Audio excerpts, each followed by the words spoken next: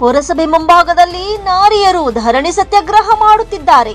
8 ವರ್ಷದ ಹಿಂದೆ ಪಟ್ಟಣದ ತಿಮ್ಮಿ ಗುಡ್ಡದ ಜಾಗದಲ್ಲಿ ಸುಮಾರು 438 ಕುಟುಂಬಗಳಿಗೆ ನಿವೇಶನದ ಹಕ್ಕು ಪತ್ರವನ್ನ ಫಲಾನುಭವಿಗಳಿಗೆ ವಿತರಿಸಲಾಗಿತ್ತು.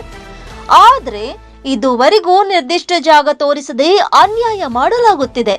8 ವರ್ಷದಿಂದ ಜಾಗದ ಟ್ಯಾಕ್ಸ್ ಅನ್ನ ಫಲಾನುಭವಿಗಳು ಭರಿಸುತ್ತಿದ್ದಾರೆ.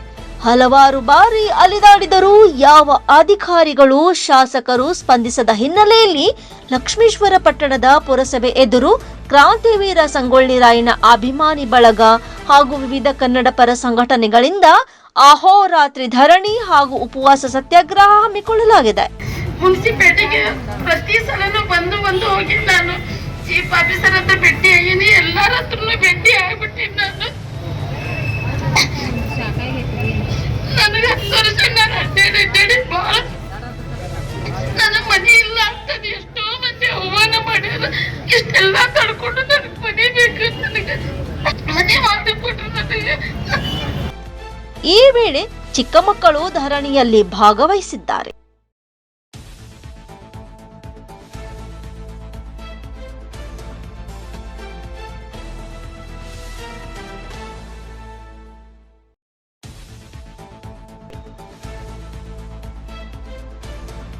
Rise of news, Lakshmeshwar.